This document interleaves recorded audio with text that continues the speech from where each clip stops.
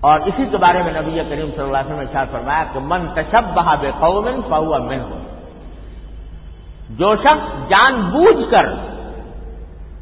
دوسرے قوم کی شباہت اختیار کرے تو وہ انہی میں سے ہے۔ اللہ بچائے، اتنا سخت لفظ استعمال فرمایا، پھر وہاں ہم سے تعلق نہیں ہے، پھر اس کا اسی سے ہے وہ، کیونکہ ان کو افضل سمجھ رہا ہے، ان کو برتر سمجھ رہا ہے، اور ان کے افضل اور برتر ہونے کے نتیجے میں ان جیسا بننا چاہتا ہے۔ تو بھائی اگر ویسا بننا چاہتے ہو بن جاؤ ویسے، اللہ تعالیٰ نے تو راستے کھلے رکھے ہیں ہر قسم کے دنیا کے اندر۔ من تشبہ بقوم فہو منہم، لہذا ان کی مشابہت پیدا کرنے یا ان جیسا لگنے کی وجہ سے اگر کوئی شخص کوئی کام کرے تو یہ گناہ کبیرہ ہے۔ مثلا ان جیسا لباس اس لیے پہنے، انگریزوں کا لباس پہنے اس غرض سے پہنے تاکہ میں انگریزوں جیسا نظر آؤں، تو یہ گناہ کبیرہ ہے،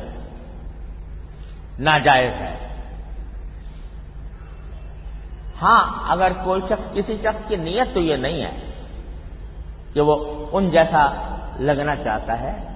لیکن پھر بھی اپنے کسی عمل سے مشابہت اس کو ہو رہی ہے تو وہ گناہ کبیرہ تو اس کو نہیں کہا جائے گا، لیکن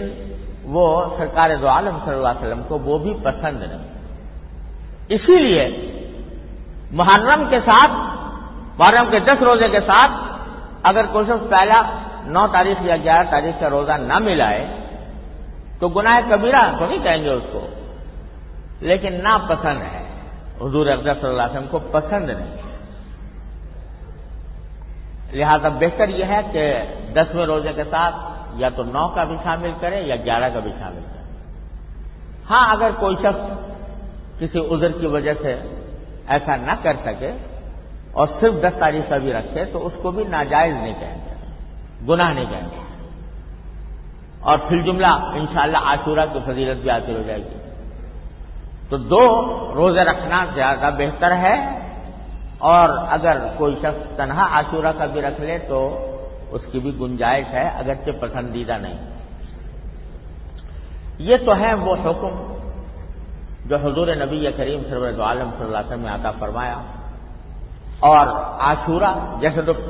پورا مہینہ محرم کا حرمت والا ہے، چند مہینے ایسے ہیں جن میں لڑائی کو، قتل و قتال کو، جہاد کو بھی منع کیا گیا تھا۔ وہ 4 مہینے تھے، ان میں سے ایک محرم کا مہینہ، تو اللہ تعالیٰ نے پورے مہینے کو حرمت دی ہے اور کہا کہ پورے مہینے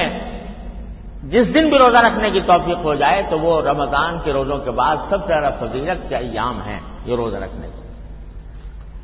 لیکن عاشورہ خاص طور پر، یعنی 10واں دن محرم کا، یہ سارے محرم میں سب سے زیادہ افضل دن ہے، اس کے روزہ رکھنے کی بھی فضیلت زیادہ ہے۔ اور اس میں ایک اور بات بعض احادیث میں رسول کریم صلی اللہ علیہ وسلم نے ارشاد فرمائی کہ محرم کی 10 تاریخ کو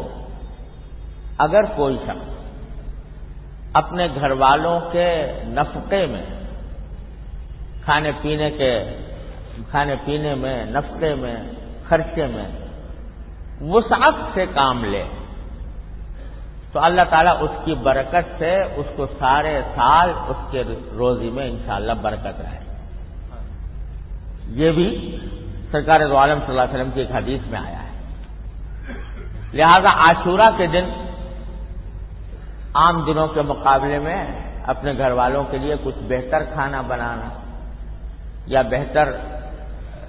کچھ معمول سے کچھ زیادہ ان کو خرچہ دے دینا، یہ بھی حدیث کی روح سے موجب برکت ہے۔